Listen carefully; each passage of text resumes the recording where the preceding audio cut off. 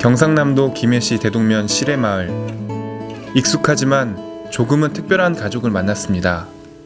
이제 애들 결혼시키기 전에는 이제 마음이 항상 울적했어요.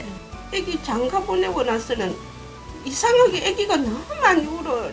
감정을 억누르며 말씀하시는 할머니는 외국 국적의 며느리와 함께 생활하고 있었습니다.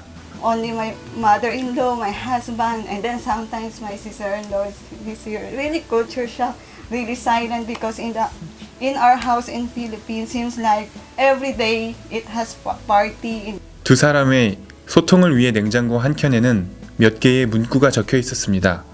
그중 가장 많이 하는 대화는 바로 내 말 이해했니? 였습니다. 그 누구도 예외 없이 가족 모두가 힘들었습니다. 그러나 이 가족을 손과 마음으로 도와주는 한 사람이 있었습니다. Apa kabar?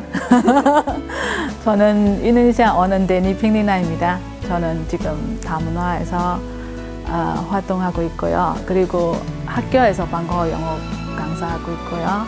그 다음에 아동센터에서도 원어민 영어 강사하고 있습니다. 경찰서에서도 통번역도 하고 있습니다. 네, 그렇게 하고 있습니다.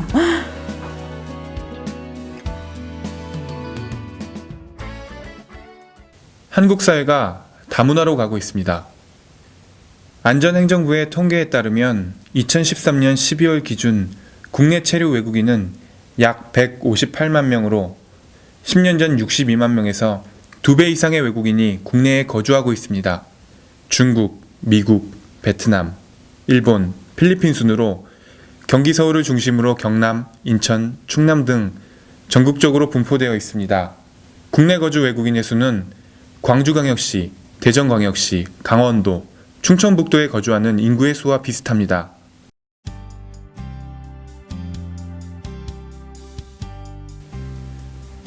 한국의 새로운 문화로 나타나고 있는 다문화 가정.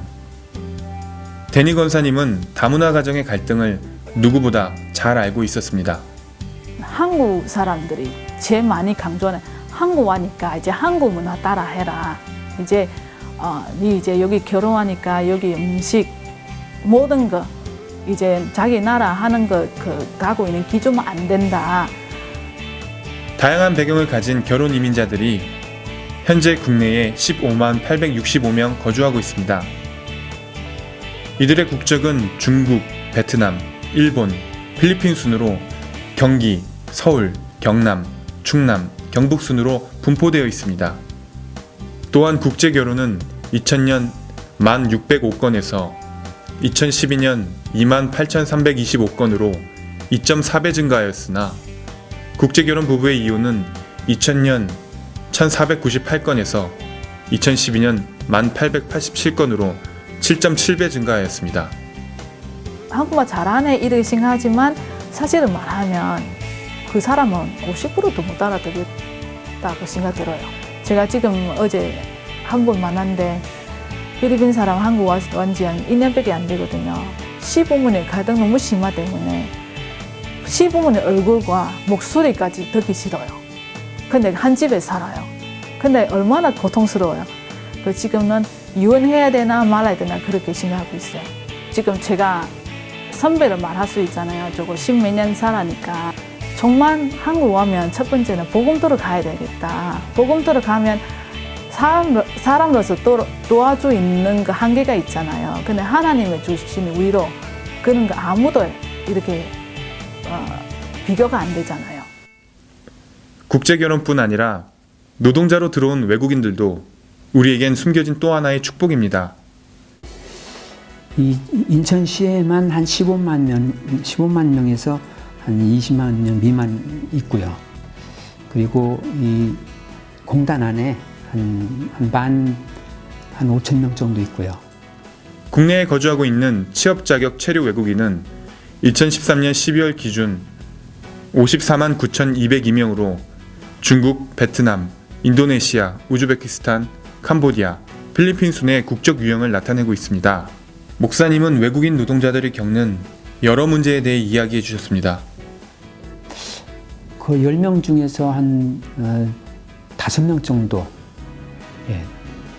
그 한 50%는 불법 체류자라고 할 수 있죠. 그 사람들 늘 불안합니다. 진짜. 그래서 어디 외출 한번 못하고 어디 대중교통 이용하는 것도 굉장히 꺼려하고 그래서 집에 주로 있고요. 그리고 그 사람들은 늘 머리가 아프다고 하는 사람들이 많거든요. 다민족 근로자들이 그 범죄가 계속 늘어나요. 도박을 하면서 그 중에 충돌이 일어나면 싸우는 그런 범죄. 그 법을 피하려고 피하면서도 자기가 안 들키려고 하는 그런 걸 많이 하기 때문에 그런 범죄가 많이 일어나죠. 목사님은 다민족 현장이 하나님이 주신 최고의 기회라고 말씀하셨습니다. 그 외국 사람들이 한국 사람하고 얘기를 하고 싶어도 언어 장벽이 있어서 가까이서 스스럼 없이 가지를 않더라고요. 근데 그 중간 역할을 해줘야 될 역할이 교회인데 교회들이 적극 나서야 된다고 생각합니다. 하나님 나라의 지경을 더 크게 할 수 있는 최고의 기회라고 생각합니다. 외국인 노동자, 결혼 이민자 외에도 연구, 학위, 유학으로 들어와 있는 외국 학생들도 선교의 중요한 숨겨진 밭입니다.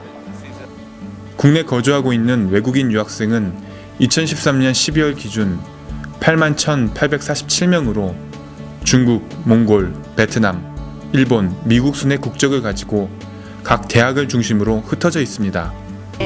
그 모국을 떠나서 한국에 유학을 와 있기 때문에 첫 번째로 이제 외롭고요. 그다음에 이제 어떤 그 유학에 대한 뚜렷한 목적이나 이런 목적 의식이 없이 와 있기 때문에 굉장히 방황을 많이 하고 있는 상태예요. 학생들이 이제 실제적으로 이제 문제를 부딪히면 이거를 해소를 하고 이제 문제가 해결될 수 있는 답을 찾아야 되는데 답을 말해주는 것은 사실 없거든요. 그런 부분들에 있어서는 저희의 도움이 절실한 거죠. 그리고 집사님은 학교에서 만난 한 유학생 이야기를 해주셨습니다. 어떤 한 친구는 저한테 그런 자료를 주더라고요. 이슬람이란 무엇인가 이런 자료를 가지고 오더라고요. 중동 국가에서 유학생들이 굉장히 많이 오고 있거든요. 예를 들면 제가 또 사우디아라비아에서 온 학생들 이제 관리를 하고 있는데 작년만 해도 한 10자리 미만이었어요. 근데 지금 한 1년 만에 40명 이렇게 갑자기 확대가 됐거든요. 생명 아닌 재앙의 불씨가 조용히 들어오고 있습니다. 근데 지금 한국이 포커스가 되고 있고요. 기독교 교계에서는 막아야 된다고 하고 무슬림화되는 걸 막아야 된다고 하는데 저는 생각이 좀 달라요. 폐쇄적인 그런 국가에 있지 않고 복음을 가진 한국에 왔을 때 이 복음 문화를 보고 접하고 그들 중에 예비된 한 사람만 바뀐다면 그 나라가 바뀌는 건 시간 문제라고 생각이 들거든요. 저희가 거기 가서 선교하면 죽을지도 모르잖아요. 근데 반대로 그 친구들 오면 여기서 아무리 그들에게 복음을 말한다 해도 저희는 죽지 않거든요. 다민족 현장은 비단 국내뿐만이 아닙니다. 뭐 사실 호주만큼 다민족이 많이 또 모인 나라가 없잖아요. 그리고 많은 민족들이 소수 민족들이 또 호주에 또 오기를 바라고 있고요. 소수 민족들이 들어오게 되면서 갖고 오는 종교들이 있잖아요. 이제 대표적으로 뭐 힌두교, 모슬렘, 불교 등등의 많은 종교들이 이렇게 유입이 된단 말이죠. 그들에게 올바른 복음을 전하지 않으면 사실은 언제 그 우상들이 확산될지 모르는 일이거든요. 또 그러면서 호주에 있는 교회들은 계속 종교화돼 가고 있잖아요. 그러다 보니까 그들을 복음으로, 원색적인 복음, 그리스도 운동으로 끌어들이는 것이 아니고 종교화시키잖아요. 그런 의미에서 볼 때 다민족 선교를 한다는 거 굉장히 우리에게 중요하다고 생각합니다. 다민족 현장과 선교는 재앙을 막는 현장입니다. 개인과 시대에 재앙을 막을 답이 있기에 모든 질문에 이렇게 답이 자꾸 나오는 거예요. 예수님에 대한 질문하실 때, 인생에 대한 질문하실 때 답 다 있는 거예요, 성경책에서. 왜냐면 하나님 나와 함께 하시는 그 임마누엘 축복, 그 편안함 최고 감사하고 매일매일 하나님 함께 하시는 그 행복을 누리고 싶어요. 최후 승리의 확신이 있기에 오늘도 우리는 선교사입니다.